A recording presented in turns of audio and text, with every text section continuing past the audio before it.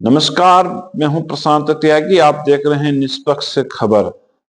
भारत में इस समय महाराष्ट्र और झारखंड के अलावा उत्तर प्रदेश की 9 विधानसभा सीटों पर उपचुनाव हुआ है। महाराष्ट्र में विधानसभा चुनाव हुआ है और अन्य जो झारखंड है वहां पर भी 82 सीटों पर पोलिंग हुआ है। पोलिंग के बाद रुझान हालांकि महाराष्ट्र में और बात करें झारखंड में तो बीजेपी के पक्ष में जरूर जाते नजर आ रहे हैं। एनडीए गठबंधन को यहां पर बढ़त मिलती जरूर नजर आ रही है, लेकिन उत्तर प्रदेश की जिस पर सबकी निगाह है, कारण है दिल्ली और लखनऊ के बीच आपसी टकराव और कारण है मीडिया की विशेष नजर उत्तर प्रदेश पर। उपचुनाव यहां पर हुआ है।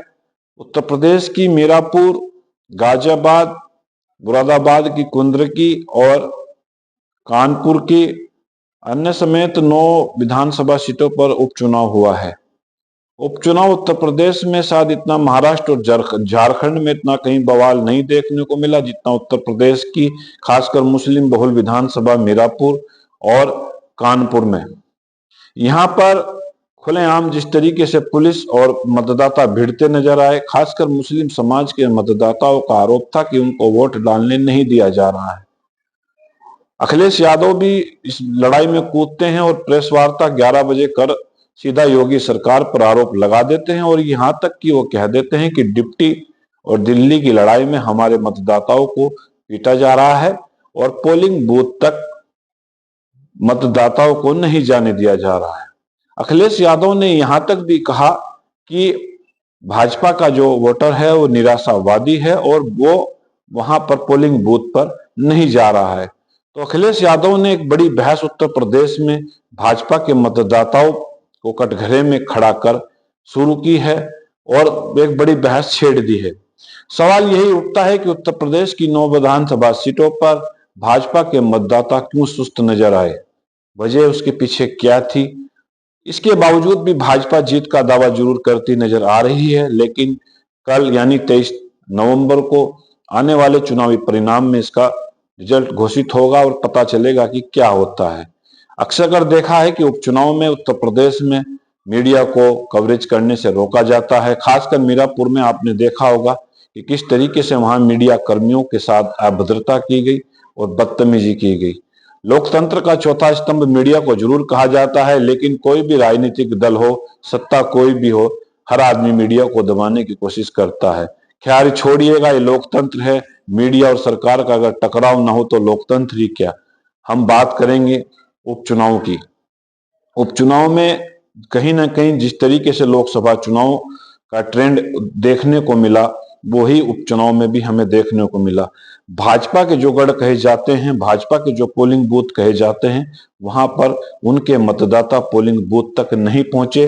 परिणाम स्वरूप गाजियाबाद में भाजपा सरकार ने कितने मंत्री, कितने विधायक और कितने बड़े नेताओं को लगाया गया होगा। मुख्यमंत्री स्वयं रोड शो करने पहुंचते हैं, लेकिन उसके बावजूद भी 33% पोलिंग वहां पर होता है। 67% जनता वहां की पोलिंग बूथ तक नहीं जाती है।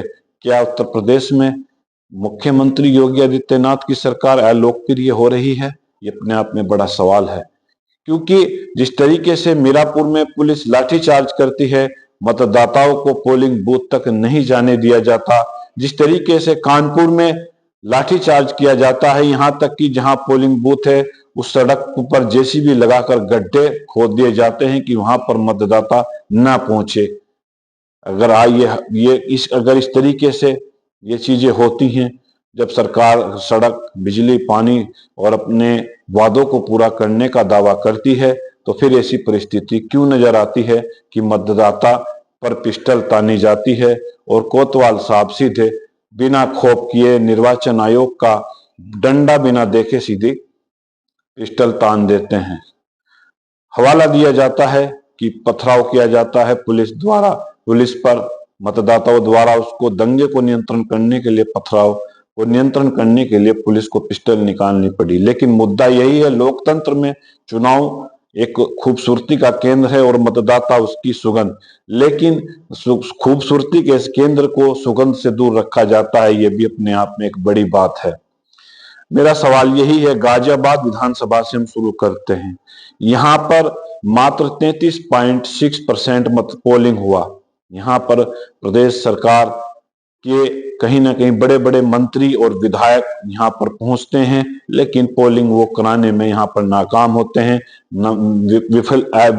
विफल साबित होते हैं, विफल होते हैं। उसके पीछे वजह यही है कि कहीं ना कहीं क्या भाजपा का बूथ मैनेजमेंट कमजोर हो रहा है, क्या मतदाताओं में भाजपा को वोट देने की अब दिलचस्पी नहीं है, क्या योगी सरकार जनता के बीच अलोकप्रिय हो रही है। सवाल बहुत हैं।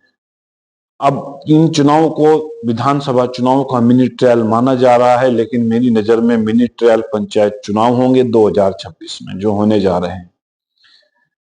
हालात बात करें, पिछले दो योजनाओं से उत्तर प्रदेश की जो योगी आदित्यनाथ सरकार है, प्रदेश की सत्ता पर काबिज है। उत्तर प्रदेश में योगी आदित्यनाथ को एक बड़ा नेता, फायर ब्रांड नेता माना जाता है। उनके लाखों करोड़ों फैंस हैं जो उनकी एक आवाज पर खड़े हो जाते हैं। लेकिन सवाल यही उठता है, वे लाखों करोड़ों फैंस विधानसभा जो उपचुनाव आता है कहां चले जाते हैं, वो पोलिंग बूथ तक क्यों नहीं पहुंचते। क्या संगठन और सरकार में सब कुछ ठीक है? यह बहुत से सवाल इस चुनाव के बाद खड़े हो रहे हैं। अगर आपने अच्छा काम किया, अगर आपने जनता के बीच अच्छी लोकप्रियता पाई है तो फिर लाठीचार्ज की नौबत क्यों आती है? उत्तर प्रदेश में ही, क्योंकि महाराष्ट्र और झारखंड में चुनाव होते हैं, वहां किसी भी पोलिंग बूथ पर कोई लाठीचार्ज की एक सूचना नहीं आती है। उत्तर प्रदेश की जो तस्वीरें हैं वो इंटरनेशनल मीडिया में भी सुर्खियां बटोर रही हैं, क्योंकि हम पत्रकार हैं और हमारा सही मुद्दे को उठाना हमारी जिम्मेदारी है। सरकार उसको चाहे अपनी आलोचना समझे या अपने पर प्रहार, लेकिन हम बात करेंगे सच्चाई की और सत्यता की। सत्यता यही है कि भाजपा का जो संगठन है, भाजपा का जो सरकार है, वो कहीं ना कहीं अपनी नीतियों के कारण ही जनता के बीच सिमटती जा रही है। जो सच्चाई है वो हकीकत भी है।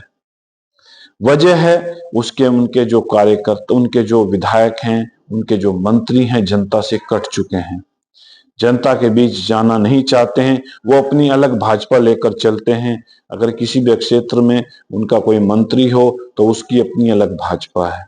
जो मुख्य भाजपा है उसको वो भूल चुके हैं। जो मुख्य रूप से बीजेपी के लोग हैं उनको वो कहीं ना कहीं दरकिनार कर चुके हैं।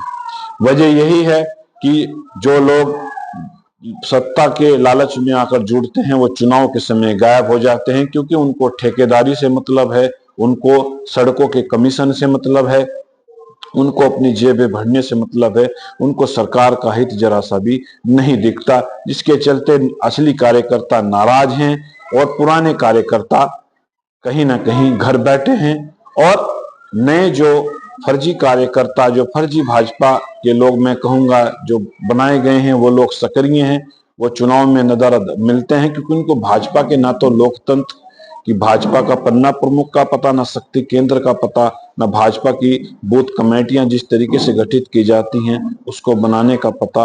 उसका परिणाम यह है कि भाजपा संगठन के रूप से आज उत्तर प्रदेश में बड़े स्तर से कमजोर होती जा रही है। ये समीक्षा है, ये सच्चाई है, ये हकीकत है।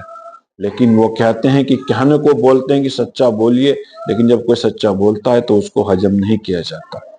बड़े नेताओं को चापलूसी से घिरे रहने की आदत है, छोटे नेताओं को दरकिनार किया जा रहा है। गाजियाबाद में 33% पोलिंग भाजपा की एक बहुत बड़ी विफलता मैं उसको कहूंगा। वहां के बूथ मैनेजमेंट की एक बहुत बड़ी विफलता मैं उसको कहूंगा। वहां के जिला संगठन की एक बहुत बड़ी विफलता मैं उसको कहूंगा कि वो अपने मतदाताओं को पोलिंग बूथ तक भी नहीं ले पाया, जिसके चलते 67% मतदाता यहाँ पर वोटिंग से वंचित रहा। जहां दलित मुस्लिम की बात करें, जहां सपा के मतदाताओं की बात करें, वहां वोट डालने का एक उत्साह नजर आता है, वो डालते हैं, जिसके चलते सरकार को कहीं ना कहीं ये घबराहट होती है कि अगर हम उपचुनाव में हार जाते हैं तो कहीं ना कहीं इस बार केंद्र भी बख्शने वाला नहीं है, चाहे वो संगठन हो चाहे वो सरकार हो, क्योंकि केंद्र हार बर्दाश्त नहीं करता। मुख्य तो वजह मैंने आपको बताई है, यही है। अब इससे एक इससे हम सवाल अलग पहुंचते हैं। उत्तर प्रदेश और केंद्र में टकराव की बात, क्योंकि अखिलेश यादव खुद कह चुके हैं, जो सपा के प्रमुख हैं, उन्होंने कहा था प्रेस वार्ता कर लखनऊ के अंदर 20 नवंबर को कि डिप्टी और दिल्ली की लड़ाई में हमारे मतदाताओं को पीसा जा रहा है। आपके वोटर निराशावादी हैं, वो पोलिंग बूथ पर नहीं पहुंच रहे हैं। उन्होंने तो यहां तक कि कहा था कि आपका वोटर भी हमें वोट दे रहा है। तो क्या अखिलेश यादव के इस बयान में सच्चाई है? अगर ये सच्चाई है तो भाजपा के फ्यूचर के लिए ये एक बड़ा खतरा है, क्योंकि संगठन की दिल्ली की अगर उत्तर प्रदेश सरकार की बात करें तो कहीं ना कहीं ये हम, क्योंकि जनता सब कुछ समझती है, सोशल मीडिया का हाईटेक जमाना है, वो सबको पता है कि धीरे धीरे कहीं ना कहीं संबंध खटास में पड़ते जा रहे हैं। खटास में संबंध पड़ने की वजह है एक आईएएस लॉबी जो मुख्यमंत्री के आसपास लगी रहती है, और वो मुख्यमंत्री को कहीं ना कहीं जो बड़े, वो कहते हैं कि बड़े सपने दिखाने का वो काम कर रही है कि आप प्रधानमंत्री बनने के लायक हैं, और यही बात दिल्ली को हजम नहीं हो पा रही है। इसके चलते दिल्ली नाराज है। लोकसभा चुनाव में जिस तरीके से दिल्ली के खिलाफ नतीजे आए, दिल्ली को अनुमान था कि 67 से 70 सीटें तो हम यहां से निकाल लेंगे, लेकिन 35 सीटों का दिल्ली को नुकसान होता है। आरोप ये लगता है कि सरकार से जुड़े लोग ही कहीं ना कहीं खेल में शामिल थे। पंचायतों को हवा देने में सरकार के लोग ही शामिल थे। पंचायतों को कहीं ना कहीं बढ़ावा देने में सरकार के लोग शामिल थे, जिसका परिणाम दिल्ली को भुगतना पड़ा। आरोप बहुत लगे, अधिकारियों पर भी आरोप लगे। बात करते हैं सहारनपुर लोकसभा की। यहाँ के डीएम पर भाजपा के प्रत्याशी ने खुद गंभीर आरोप लगाए थे। उन्होंने यहाँ तक आरोप मुख्यमंत्री योगी आदित्यनाथ से लखनऊ में मिलकर ये लगाया था सहारनपुर डीएम पर आरोप कि उनके द्वारा पंचायत जो ननौता में आयोजित की गई थी उसको अनुमति दी गई। हम सहारनपुर लोकसभा की बात करते हैं।